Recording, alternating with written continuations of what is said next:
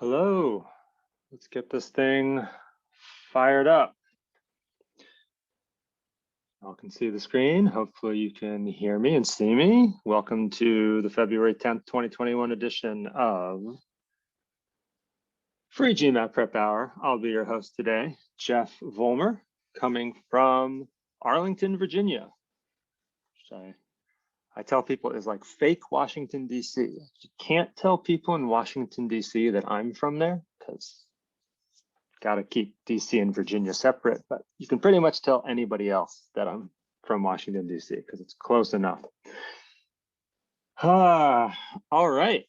Thank you for tuning in. I think we'll probably have more, I guess, Western Hemisphere people today, just because it's so early in the morning in other places, but I see a lot of people from Canada and the US here. Thanks for joining. Before I forget, as I do occasionally in these settings, I just want to remind you that you have some other options for participating in free Manhattan Prep GMAT resources. So for instance, you should come to one of our session 1 trial classes. We'd love to see you in session 1 of our full course. Just go to this link. You'll have to type it into browser. This is not a hyperlink. Type it into browser or just Google search or Bing or Alta Vista Manhattan Prep trial class, and you should find the links there. And you could also get involved with our kind of trial of GMAT Interact. GMAT Interact is more of a self-study program that works through dozens of content areas and strategies. And you get to kind of preview some of that with our Interact trial. And I would invite you to do that as well. You can also take a free GMAT practice exam, a fully adaptive practice exam on our site too. So come and check out the free resources in addition to free GMAT Prep Hour. Today's lesson is going to build off of the lesson I did a couple of weeks ago. A few weeks ago, I did a video on flashcards for quant concepts based on problems that were sent in by people who are registered for the hour. And what we said in that video was, a lot of times the key to success on this exam is kind of knowing how to tackle a problem in a limited amount of time, right? You don't have all day on this exam, but kind of knowing what to do confidently and quickly is key to our success here. And flashcards can really help us out, kind of drilling our accuracy and our confidence about like what we're supposed to do and think when we see certain signals on the exam.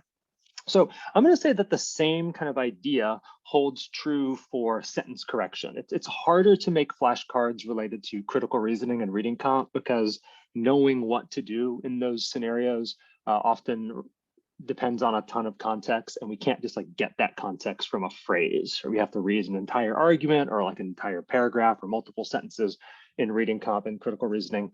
But I do think we can use flashcards to good effect when drilling sentence correction. So a lot of people, when they tackle sentence correction, a new question pops up on the screen and they kind of freeze up, don't really know how to proceed. I want to practice kind of recognizing some important elements, some important signals and markers in sentence correction. And we're gonna do that by looking at some problems that, again, were suggested to me after I emailed the roster of people who were registered a couple days ago. So we are going to tackle through a bunch of examples, various sentence correction concepts, and then we'll hope to kind of make some flashcards out of the things that we're learning. And then we'll take a look at a flashcard deck that has all of these things compiled. So yeah, I got a lot of suggestions. I had dozens and dozens of problems sent to me, and we just don't have enough time to talk about dozens of problems, but I did pull a handful of them, and I want to use them to kind of talk through a variety of concepts. So yeah, cool. Just catching up on chat a little bit. Maybe I can respond to some of those things as you're trying this first problem, which was sent to me by Josh. Is Josh here? I don't know if Josh is here. All right, I'm going to go ahead and give everyone about a minute and 20 seconds, the amount of time we recommend on sentence correction. Go ahead and take a look at this one. This is an original.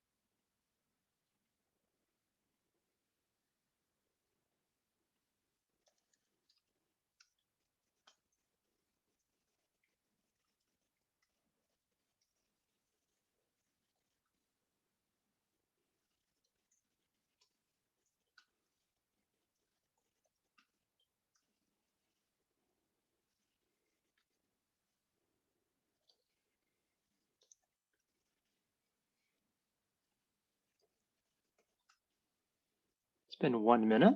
Give you a little bit more time. When you have an answer, let me know what you're thinking privately.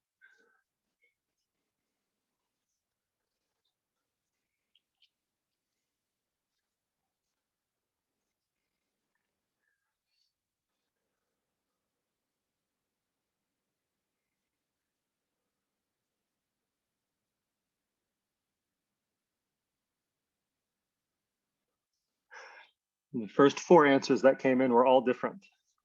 Oh, and now there's some changing. I've had every single answer, all 5 answer choices suggested though in chat, which means I guess this is a good problem. I don't want to pat myself on the back too much for making this problem, because maybe some of you know this problem is very much inspired by a problem out of the official guide, and it is a problem maybe the most commonly asked about sentence correction problem that my students send me. Like, what is happening in this problem?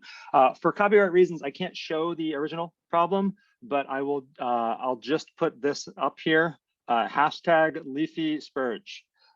Yes, there's a question, sentence correction question in the official guide about leafy spurge, and I have just, I don't know, have I mad-libbed this problem to be about something kind of like the structure of it and the meaning of it's rather similar. So if you understand the analysis of this problem, ideally it will apply to the official guide problem that is similar to it.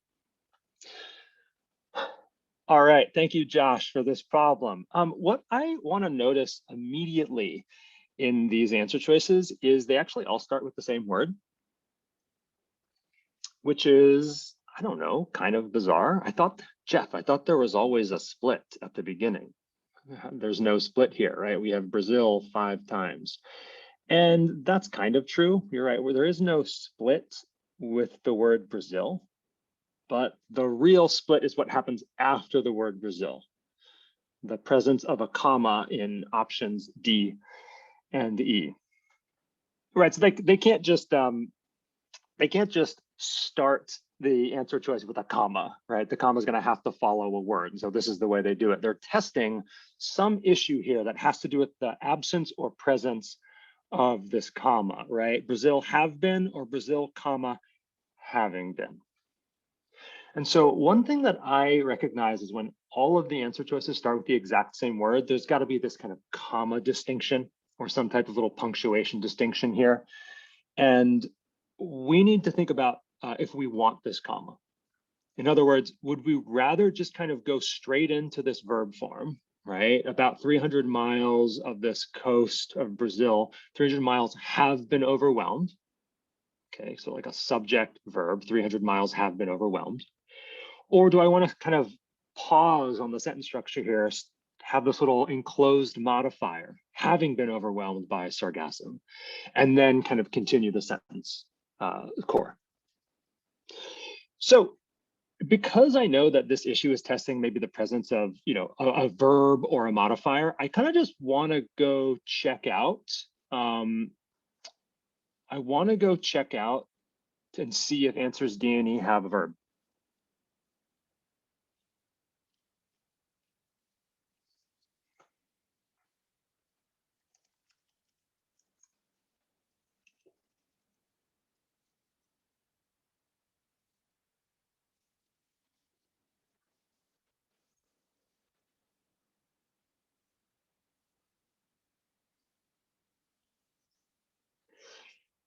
Where are the verbs in answers D and E? Sorry, I'm looking at chat here.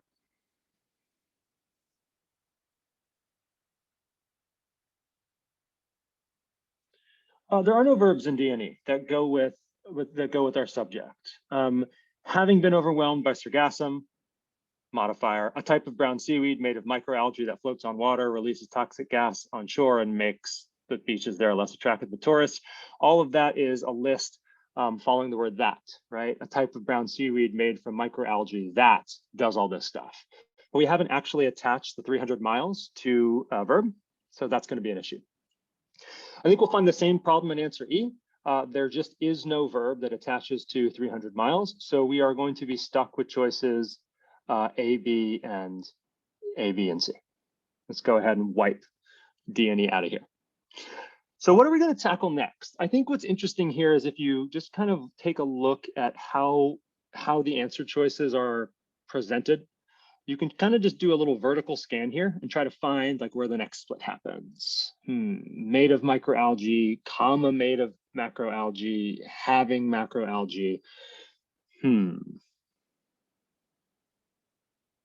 Potentially keep going if you don't feel strong about that, comma, releasing, and releases and releasing. The having microalgae sounds like a little funny to me. I want to rely more on rules than what I think this sounds like. So let's go take a look at the use of and in B and C. And you know, if one of these is a problem, we'll compare the one we like with option A that lacks the and.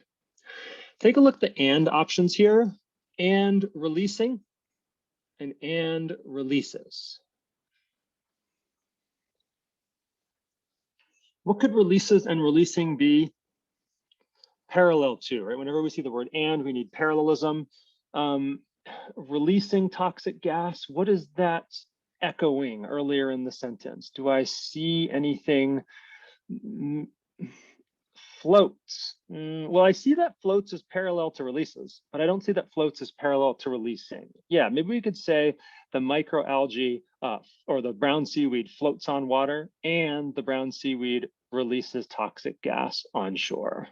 That has good parallelism. I don't think we have the same level of parallelism in C. Floats is a true verb. Releasing is not a real verb form. It is a participle modifier form here. I think answer C has parallelism issues. Go ahead and nix out option C. And now let's compare the same spot in A and B, where we have comma releasing. The presence of comma releasing should tell us, oh, this is one of these comma ing modifiers. What's the rule for a comma plus an ing word?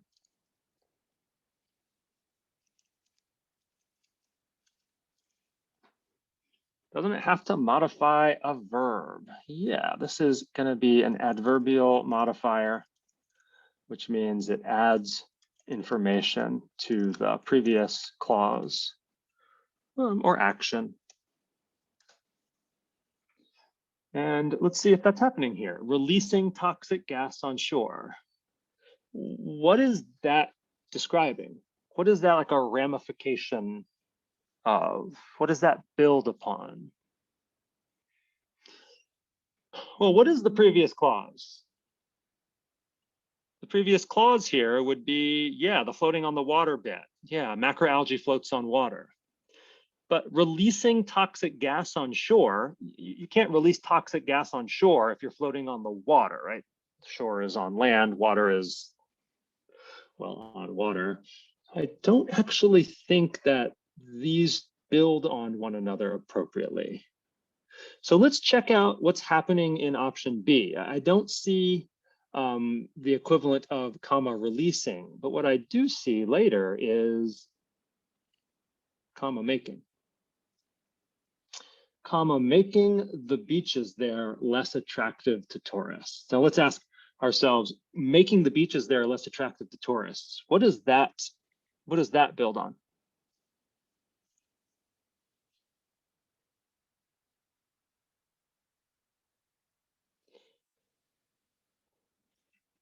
Yeah, making the beaches there less attractive to tourists, that is a consequence of releasing the toxic gases, right? So the parallelism works here, floats on water, release toxic gases on shore.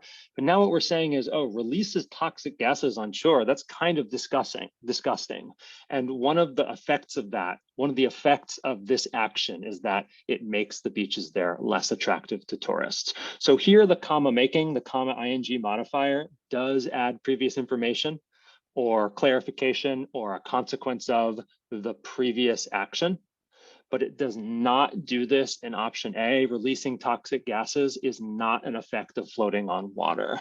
And so we will say option A looks pretty good, but has a bad meaning here, and this will be option B. And this is analysis you can do to that same problem out of the official guide. Yeah. Yeah, a question that came into chat here in option B, the floats on water and releases toxic gas on shore, do those have to be happening concurrently? No. In fact, they can't, like the same piece of seaweed could not do that concurrently unless like this, actually sargassum can get really, really long. So maybe like part of the sargassum is on the shore and the rest of it's floating on the water and it's kind of this hybrid role. But no, the and doesn't have to say that these two things are happening like concurrently with the same piece of seaweed. These are both things that the seaweed can do. Yeah, like trying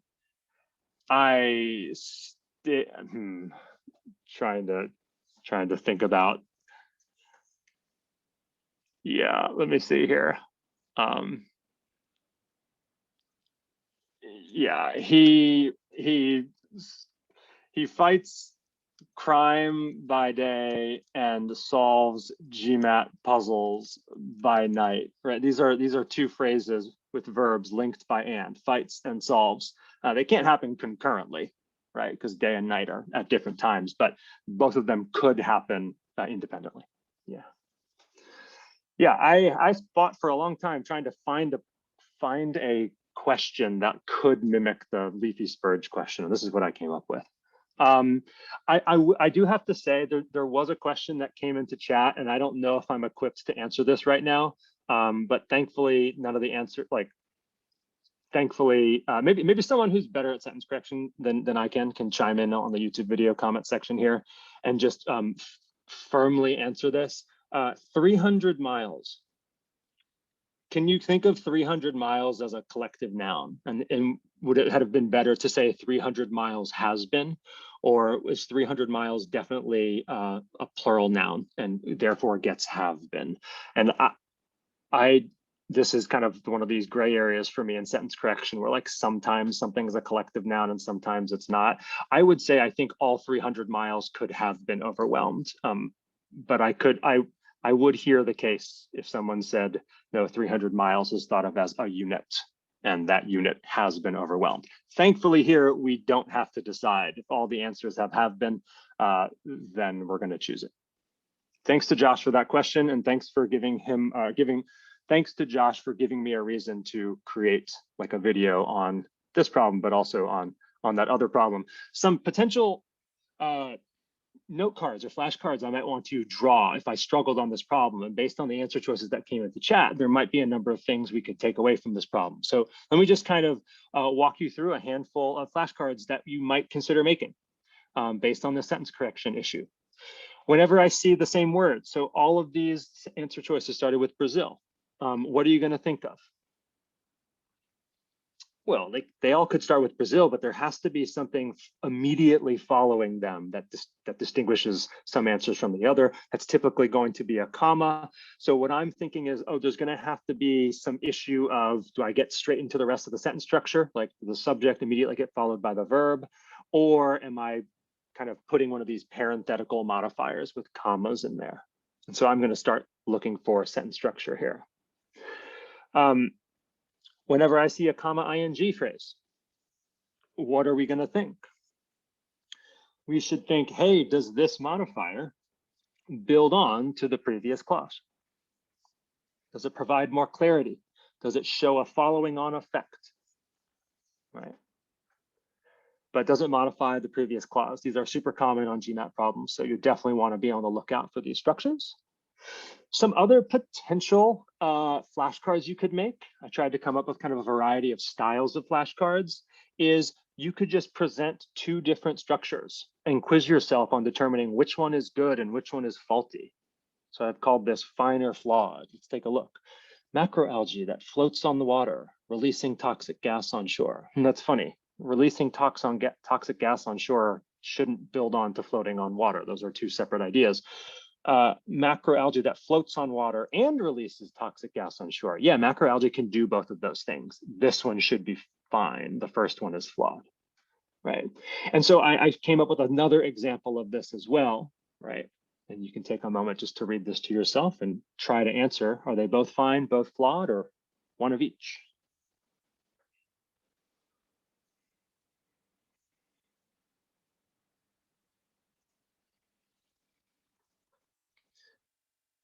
And the first one is fine. This is what option B did in that previous problem. And the second one was the flawed version from the previous flashcard. So a couple of different ways to create flashcards, right? You can have like mini problems, which we did in quant, right? On the quant lesson a couple of weeks ago, we had flashcards that said, oh, whenever you see this phrase, you should think this. But we also had like little problems that Tyler's holding me accountable here. This should be microalgae that releases. This is typos. Typos were going to be imminent here. But yeah, we can have flashcards that test kind of recognition issues. But we can also have flashcards that test small, like miniature problems that you can test yourself on in 15 seconds. No, appreciate the editing here. Thank you. Cool, let's go on to another problem. This problem comes to us by suggestion of Nicole. Nicole, thank you for offering up this problem as an example. This is from one of the Manhattan Prep banks. Go ahead and take a little bit of time, give you about 90 seconds to think through this one.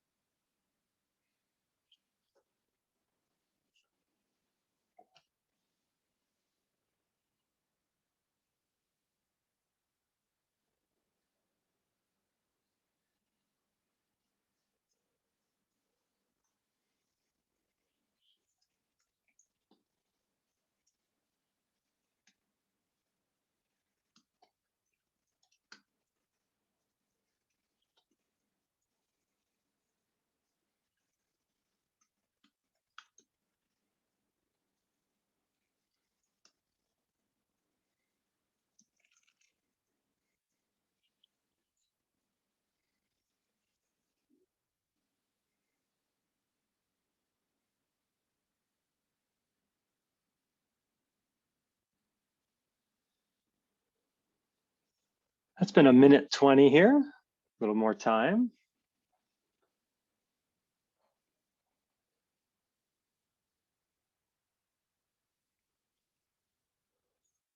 Someone asked me a question about dice rolling and probability, so I answered that in the Q&A, but I would recommend if you're asking questions to do it in chat. I'm not gonna, I only have so much bandwidth here. Remembering to look at Q&A is probably not something I can do consistently.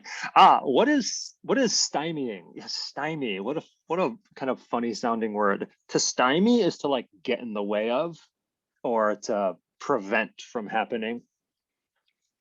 Yeah.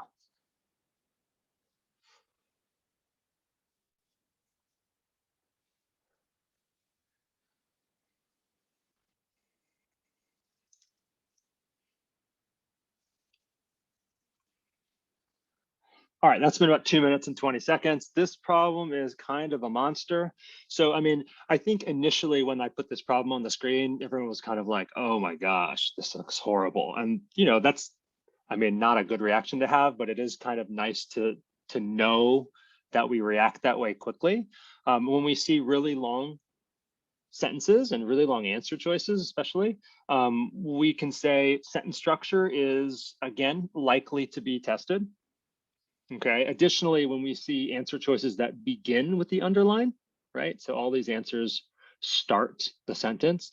Again, because the sentence has to have a split at the beginning, well, we're either going to start the sentence in this case with stymieing, or we're going to start with the defeat. And that has kind of structural ramifications, right? Stymieing is, well, it's not used as a gerund here. The question came in, is sacrificing used as a gerund? I think it is, right? The sacrificing of 8 warships. Yeah, the sacrificing was tragic or was necessary.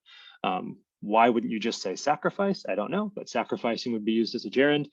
Stymieing here is not used as a gerund, right? Stymieing is used as a modifier. So do we want to start with the modifier or do we want to start with the defeat? So take a look at, I would take a look at options A, D, and E and say, oh, if I'm starting with an opening modifier, that's a little redundant, starting with a modifier. For starting with a modifier, is this modifier followed by something appropriate. So take a look at A, D, and E and consider that issue. Are these opening modifiers followed appropriately?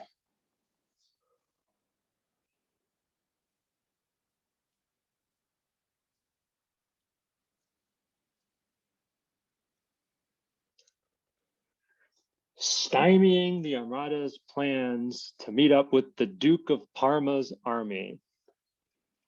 Makes me feel like I need to know more about history. But what could stymie the Armada's plans to do something? Yeah. Well, let's go ahead and ignore more of these modifiers. Plans to meet up with this Duke, the Duke of Parma's army, where? Off the coast of Flanders. Okay, that's a ton of modifier. Stymieing the Armada's plans, the reason for the defeats. The reason is not what stymied the plans, it was the defeat itself. So I don't think I want to say the reason immediately after the comma here. This is going to have, this is what we call a dangling modifier. Check that out in option D as well. Same structure, right? Stymieing the Armada's plans, the reason. No, the reason is not what stymied it. It was the defeat itself. So option E gets this right. And it will pass the first test here. Stymieing the Armada's plans, the defeats. Okay, so we've gotten rid of A. We've gotten rid of D. And at least E has this appropriate or treats this opening modifier appropriately. Let's go find something else to tackle in here. Maybe we can check and see if the defeat in options B and C have good subject. The defeat of the Spanish Armada was. Okay, that works. Option C, the defeat of the Spanish Armada was. Dang, all right, can't make any eliminations there. Typing a response in chat. Someone else let me know what's another kind of signal or marker in these sentences that you might want to pick up on.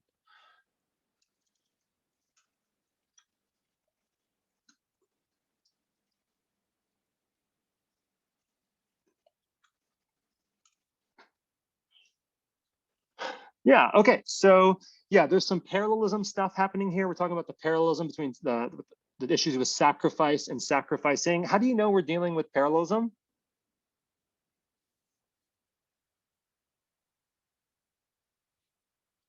Yeah, good. There's some markers here. This is a classic marker in sentence correction for parallelism. Not only, but also. Yes, not only, but also. Does option E have it? Not only, but also. Cool. So when we see this phrase, we want to say not only X, but also Y. Yeah, not only this, but also that. And the key is that the X and the Y elements, I use the phrase that they're balanced. They should be of the same kind of grammatical structure or role, and they should also have similar enough meaning that they can balance with one another. So was not only due to gale winds, but also the sacrifice. I think I'd want to say was not only due to gale winds, but also due to the sacrifice, right? And option C has, I know it changes the wording from sacrifice to sacrificing. You're still missing the due to. Yeah. So these are both going to be problematic. Let's check out what option E does. Was due not only to gale winds, but also to the sacrifice. To gale winds, to the sacrifice. A couple of two blank phrases. I don't know if I would call them prepositional phrases because it's kind of splitting the due to idiom here, but they are definitely more parallel than B and C's options. So B and C kind of fail the parallelism of not only X, but also Y, and option E gets the check mark. This one's going to be option E. Really tough problem. I think one of the reasons that this problem is so tough is there's just so many words to read, right? So many words to read here. And if we kind of recognize when there's lots of words, there's often issues of sentence structure, then we have a good shot here. question came in. This is actually a very good question, and maybe not really something I looked at, but both Farah and JD mentioned in options B and C. For some reason, I didn't even look at this, but it's definitely a marker worth recognizing. Comma which, yeah, comma which should be a noun modifier. So ask yourself, what stymied the Armada's plans? We already answered this. The thing that stymied the Armada's plans was the defeat. That should be the nearest noun that would attach to stymied the Armada's plans. And it's not here, right? It actually would be referring back to the Spanish Armada. And that would also be a big problem. Yeah. A couple more strikes against B and C here. Yeah. One of my colleagues, Chris Gentry, has a kind of a great, and I really like his way of thinking about how the word which should work. And it's basically like, think about what follows which. I need to pick a different color. This is where being colorblind is tough because I see like 4 colors and I've already used 3 of them. Stymied the Armada's plans. What stymied the Armada's plans? We're going to take the nearest noun that could connect to this phrase. The Spanish Armada stymied the Armada's plans. That should be the function of which. Of course, from a meaning perspective, this is not what the sentence should mean. I mean, I guess the Spanish Armada could have proverbially like shot itself in the foot here and got in the way of its own plans. But clearly the better interpretation here is the defeat is what stymied the Armada's plans. And because there is a dissonance between what makes the most sense and what the comma which demands structurally, that's a reason why B and C are going to be problematic here. Yeah, so the question is like, could there be an exception because of the Spanish Armada is within a prepositional phrase? Like there are occasions where you'll see the which kind of attach what follows to like something a little prior to the previous noun, but that's generally reserved for cases where the verb won't line up with the previous noun. It's a hard way to explain it. I think I'll have to give you an example. The box of nails, which is green, fell off of the table. Not a beautiful sentence, but I think it works. Let me make this a little bit longer here. Yeah, so what is green? Well, let's go ahead and apply this kind of idea that my colleague Chris likes to use and which I have heavily borrowed. Is green, what could be green here? Well, you can't say nails is green. Right? Nails is plural, is green is singular. So this doesn't actually work. So this is the exception where you'd say, oh, the noun that could attach to this description is the box. And this is the idea where is green could actually leapfrog back over the prior noun to a slightly earlier noun. We can do that because of nails is a descriptor of box. Is green is also a descriptor of box. You have to order those some way. I would choose to write the green box of nails, but this is another way you could do it. And the reason you can do it is because nails cannot be is green. But the Spanish Armada can be the thing that stymied the Armada's plans, so it doesn't allow for the leapfrogging over here. Whew. All right, hopefully we made it through that relatively unscathed. Can't say the same for the Spanish Armada. Yes, can't leapfrog back because the Spanish Armada grammatically could attach itself to stymie the Armada's plans. Meaning-wise, it doesn't seem to be very good, but grammatically it could work. All right, so I have a lot of flashcards here. Let's go ahead and run through them because I have more problems I want to show you. So when I see gigantic sentences or answer choices, I'm going to think about sentence structure and modifier issues, right? Go check and make sure the subject of the sentence has an appropriate verb, check for opening modifiers and that they're followed by the thing that they're modifying, all of that good stuff. The not only, but also, all right, whenever you see the phrase, but also, whenever you see the phrase not only, you should think about the counterpart there. If you kind of missed this, if you didn't catch it, drill this. What do we think about this example? Fine or flawed? I'm gonna check for typos real quick since I had one in the last one.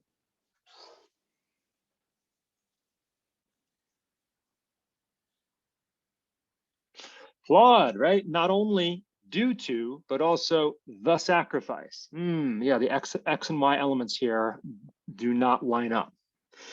Let's try this again with two examples, right? Mini problems, because often you're kind of comparing one sentence to another. So it helps to kind of be able to do this on your flashcards. Fine or flawed? Well, the first one's just as wrong as the previous one was, but the bottom one's fine. Was due not only to Gale wins, but also to the sacrifice. Not only to this, but also to that. This reminds me that whenever I see the word but by itself, I need to make sure that there's a contrast in the sentence. This didn't happen in the previous problem, but it's one that happens enough and I thought I should add it, all right? And now it gives me another way to kind of test but and not only, but also. So take a look at these two sentences.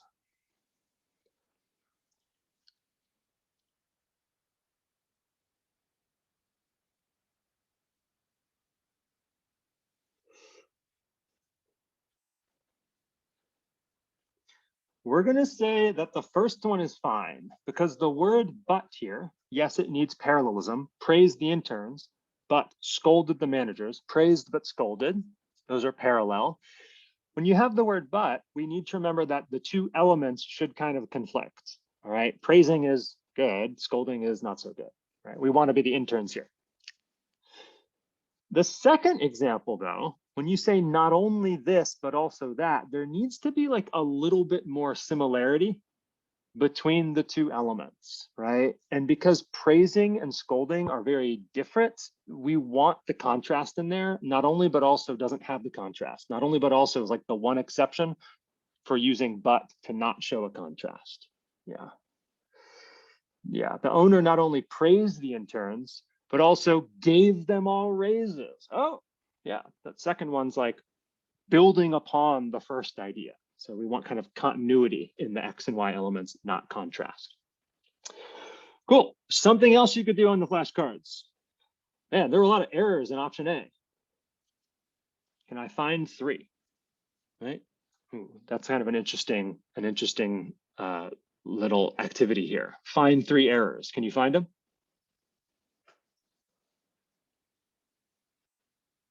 God, modifier error. Good. Stymieing the armada. The reason. Nope, that's not correct. Can you find another one?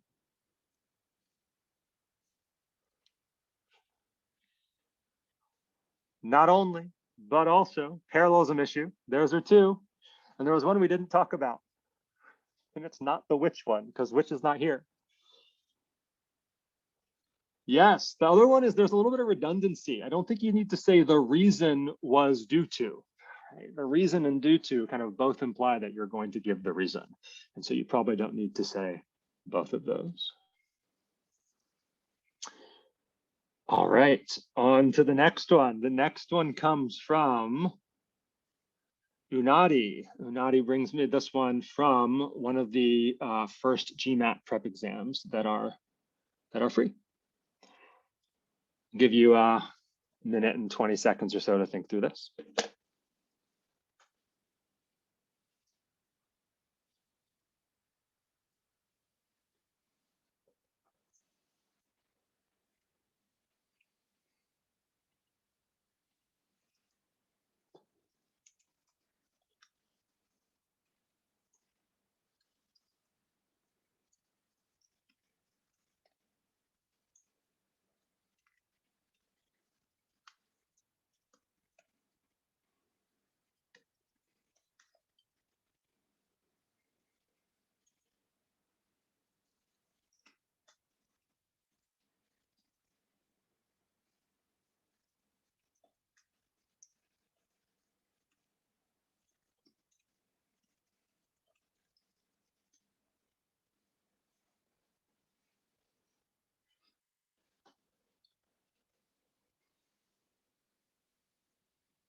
It's been a minute.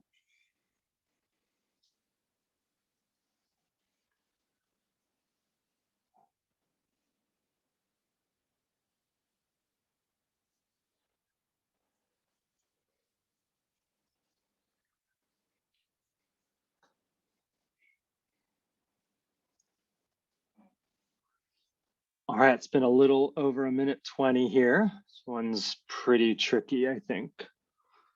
I mean, the reason you send me these problems is because they're tricky at some level, I assume.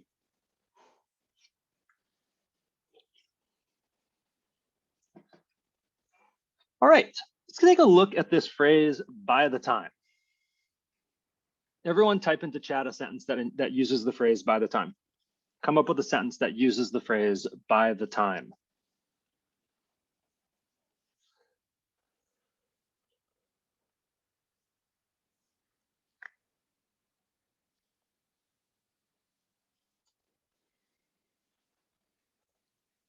Oh, these are some good ones. By the time, oh, okay, so they're coming in fast and furious here. By the time I wanted to eat ice cream, my roommate ate it. My roommate ate it. By the time I get married, so assuming someone's not married yet. By the time I was 18, I was eligible to vote. By the time I was hungry again, the food was all gone. She was able to speak by the time she was in kindergarten. Okay, so I think what we're all getting from this phrase by the time is that whenever you say by the time, there's like an order of two events. Something happened before something else, or something will happen by the time this later event comes about. Let's kind of write out some examples here. By the time I turned 30, I had been to all 50 states. That's a lie, but it's a fine sentence. Maybe you could also kind of cast this into the future. By the time I turn 50, I will have slept for over 15 years of my life. That one probably won't be a lie. I do like my sleep. Okay. I think you could even have kind of like some general cases, like in general, by the time I eat dinner, I have eaten breakfast earlier that day, right? Something like that. But the key is we're going to have kind of multiple events in the timeline, and one has to happen before the other. Since we're doing a study based on statistics, these events need to have already happened. So we are casting these events into the past, all right? And when you want to situate multiple events in the past, the GMAT has a preferred way of doing this. This is by using the past perfect, which is had blanked. Had plus, we call it a past participle, but it's often an ED word. But there's other ways we could do this, like had eaten would be a past perfect phrase. Had jumped, had turned, had reached.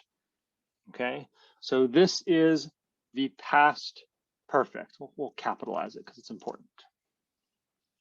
And the rule is whenever you see the past perfect on the GMAT, we need two past events.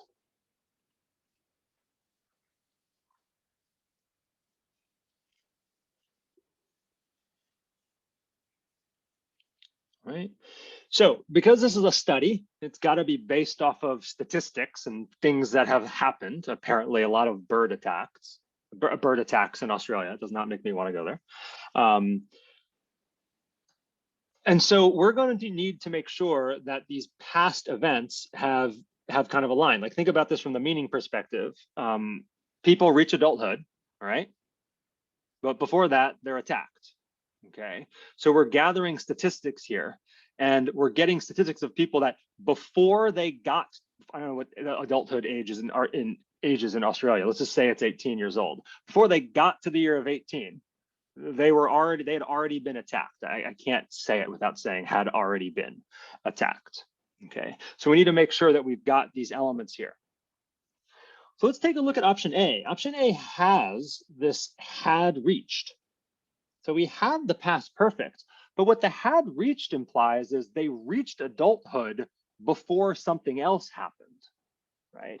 And what we want to say here, let me go ahead and just delete these, is we want to say they're attacked by birds and then they reach adulthood.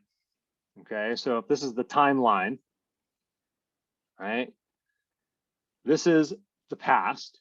This would be the future. future-y. And this should be kind of the order of events. All right, attacked by the birds happens before reaching adulthood. But again, because this is a study, this should already be in the past. So attacked by birds should be further in the past. And if we're going to put something further in the past, we should say had been attacked. Okay. And this should be they reached adulthood because it was in the past. So option A messes this up. It says they reached adulthood, and that's before the other event. No, we want the attacked by birds to be the earliest one. That's the one that needs the had along with it. Let's go ahead and scan some of these other answer choices, especially because I see the phrase had been, had reached a lot of places in here. Let's just see if these things work.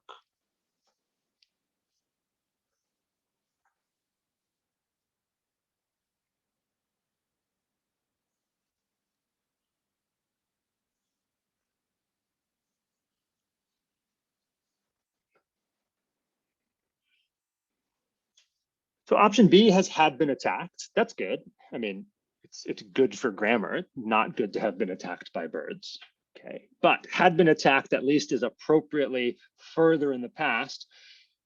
But this says by the time they reach adulthood, and we need the reach adulthood idea to be in the past. By the time they reach adulthood is very nebulous. Is that in the past? Is that like by the time they eventually reach adulthood? This is going to be pretty suspect. Don't like that. We need two past events, and there isn't a second past event here. This should say by the time they reached adulthood.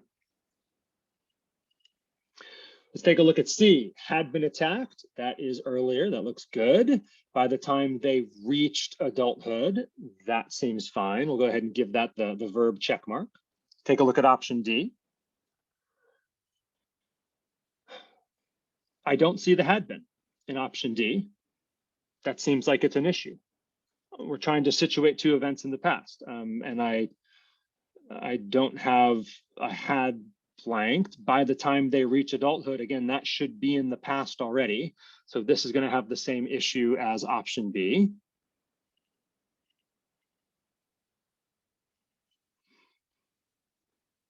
And then option E, got the had been attacked. That's good, but by the time they reach adulthood is again problematic, right? We need to say they reached adulthood, right? They became adults some time ago, but before that happened, they had been attacked by birds. We're just missing the two past events in B, D, and E. A reverses the order of them, and that leaves C as the last one standing.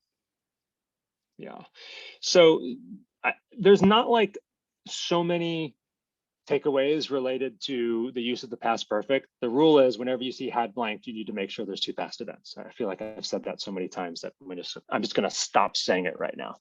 I wanted to make sure I also kind of called out this strange thing in answer D. I think it's a little strange, at least. This different position of by the time they reach adulthood, right, compared to where it happens here. The sentence is talking about by the time the people reach adulthood, but answer D makes this ambiguous. Is it by the time the people became adults? Is it by the time the birds reached adulthood? Maybe like a lot of people were attacked by baby birds.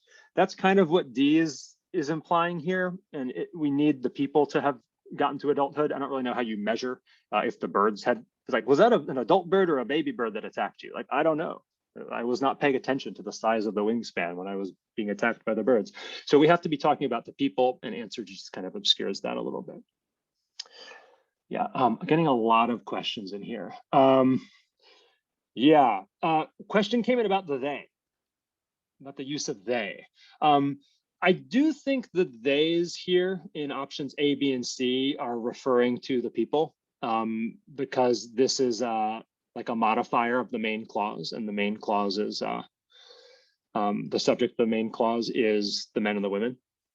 So the they there, I think, is unambiguous, whereas later it's a little bit tricky to figure out, is the they referring back to the subject, or is the they referring back to the most recent noun? A little tough here.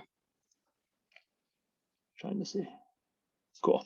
All right, we're going to keep moving here because I do want to make sure that we get through a couple more of these because I know people ask questions about them. Whenever you see had plus a past participle, you already know. I'm not going to say it again because I've said it too many times. So we could come up with some examples here. Fine or flawed. The accountant found 3 errors in your last tax return. That seems, I mean, it's not a good news that the accountant found 3 errors in my last tax return, but grammatically it's fine. How about this? The accountant had found 3 errors in your last tax return. Like if the accountant's, assistant called me and said, "Excuse me, Jeff, we're on first name basis. The accountant had found 3 errors in your last tax return." I would be like, and then what happened? And then did they realize they had made a mistake, or did they find 6 more on the next page? So this is going to be problematic. There aren't 2 past events. The accountant has found 3 errors in your last tax return. That's going to be okay, right? The finding of the 3 errors happened, and it's still true till now. And if you want to kind of do a side by side, you could test yourself on multiple of these to make sure that the correct options stick out and the flawed options stick out. But the other one I'll say here is if you see particularly like a prepositional phrase like hopping around in a sentence, you'll want to think about how that positioning affects meaning. So like by the time they reach adulthood, what is that referring to here? Kind of tricky. We know that modifiers should attach to something as close as possible. Is it the people or is it the birds? So take a look at these 2 examples. I've got the same words. I'm just switching around the position of them. Ask yourself, what is the difference in these 2 sentences? Because oftentimes tougher sentence correction questions come down to little subtleties in meaning difference. And they both are grammatically fine. They just mean different things. But knowing the difference in meaning is important in sentence correction.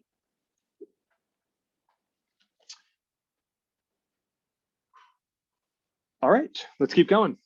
This problem, who sent me this problem? I actually don't remember anymore. I will look that up and we'll get back to you in 1 minute and 20 seconds as you try this problem.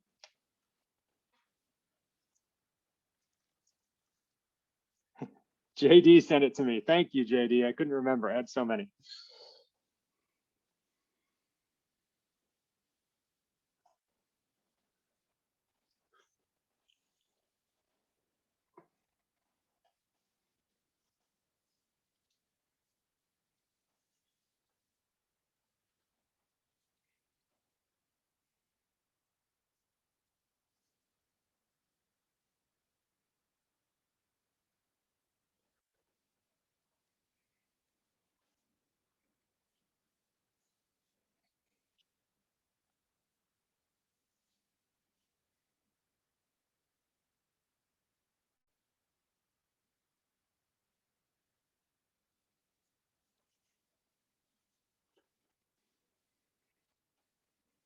That's been 1 minute.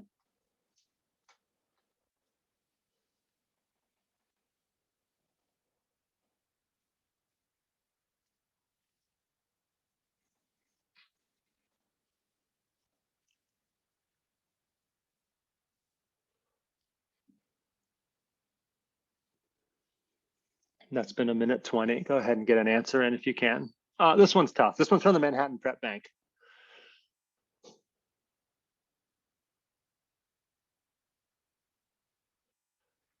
All right, so I'm going to push us through this one just because time flies in these free hours. For when I do these, they often turn into like free 80 minutes, but that's okay. Let's go ahead and see what we're picking up on here. I see pronouns happening in this problem. Pronouns are great signals. I see his or her. I see in answer B, they're replacing his and her with one.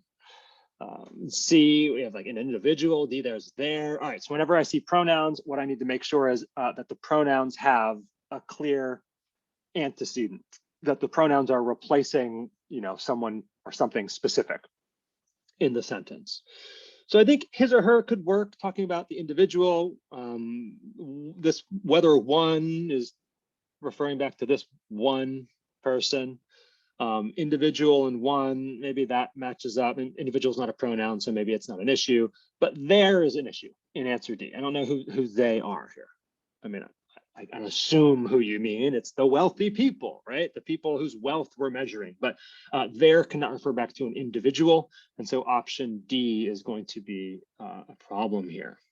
All right. So whenever you see these pronouns, go check out and see if they are referring to a specific noun somewhere in the sentence, unambiguously.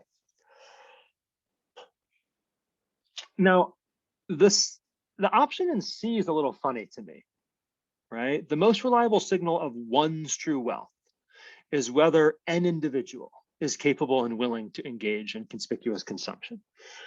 Most reliable signal of one's true wealth. Like if I asked Thorstein Veblen, really cool name, by the way. If I asked, we're going to call him Thor V. If I asked Thor V, excuse me, Mr. V, do I have true wealth? Would he say, well, the most reliable signal of if you're wealthy is whether an individual is capable of willing? Like I can be like, well, I know Lil Uzi Vert just stuck a diamond in his head. That seems like conspicuous consumption. He's an individual. So does that mean I have true wealth? There's a shift here from one to an individual. They don't necessarily mean the same person, right? There are lots of individuals out there capable and willing to engage in conspicuous consumption. That's not going to be a reflection of another one's true wealth. So the meaning shift in here is going to be a problem. Thank you. Yeah, so I could only use the Lil Uzi Vert example like this week, could not have done it like much earlier. And people are going to be looking at this video in a year from now and be like, what is he talking about? All right, let's go take a look at A, B, and E now. I think the real tricky part about answers A, B, and E is like on their face, they look pretty good on their face. That was unintended. As they are written in the answer choices, they look pretty good. When the answer choices themselves all look pretty good, we need to remind ourselves to look outside the answer choices. Oftentimes, something that's not underlined is going to kind of force the issue in the answer choices to be one way or another. We have another pronoun here, to spend it in a way that is patently absurd or irrational. What are we spending? What is it? It should be the wealth, the true wealth. Yeah, and options A and B don't have wealth used as a noun, right? They're used to describe an individual as adjectives. And so it in options A and B does not have an antecedent, but it does in option D. Yes, to spend the wealth. That is the reliable signal. This one is answer E. That one is brutal. Yeah, these ones get really tough when like, I can't find anything wrong in answer A.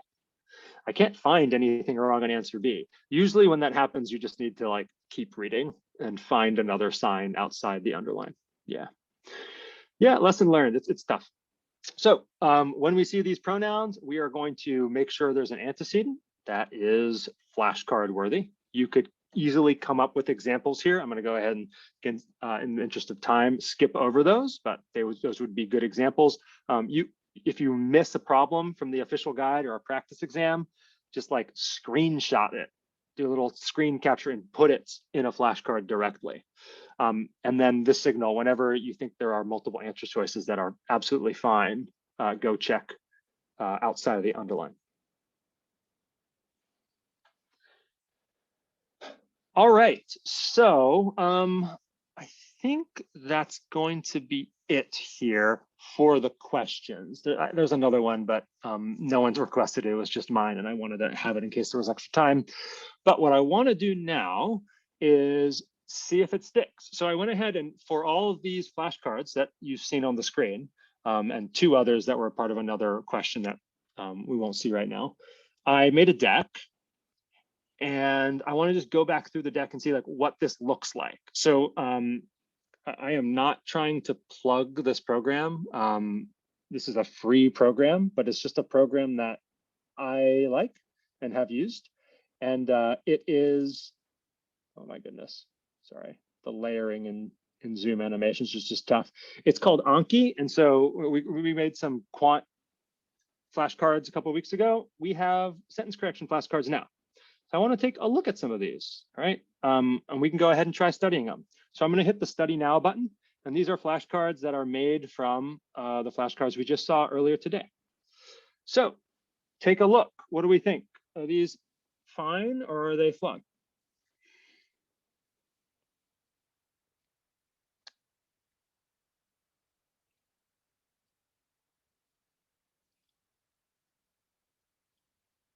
Yeah, good. Fine and flawed. Good stuff. So we'll click show answer. Fine, but demands a contrast. Flawed, not only, but also. And you know, these are things when I'm creating these flashcards, I can just copy and paste. For one of them, I just took a screenshot and just like put it right in there. Hopefully we can take a look at that. And based on how tough or easy the problem was, like if you missed it, you know, click again and do it pretty rapidly. If it's like a good amount of difficulty, you can say, you know what, I'll do it in another 10 minutes. If it was really easy, we'll do it tomorrow. So based on all the responses I got, y'all nailed this one. We'll say it was easy. Tune in tomorrow for more flashcards. What should you do when you see it's, they, them, or there? There should be a comma here. I was just making these in a hurry. We are going to check for antecedents. Find the antecedent. Love it.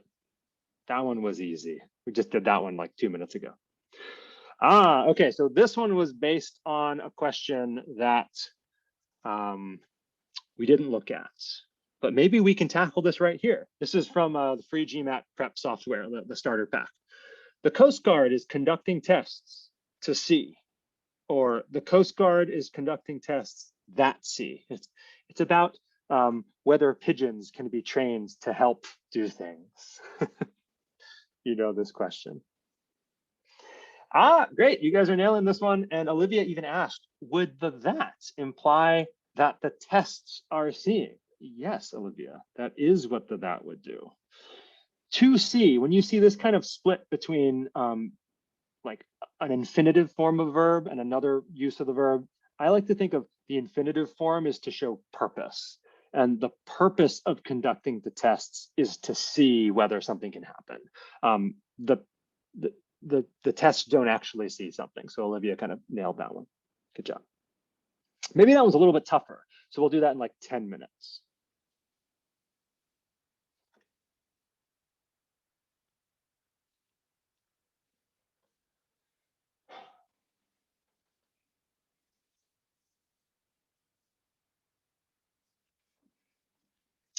Flawed and fine. Let's see. Flawed and fine. Nice job.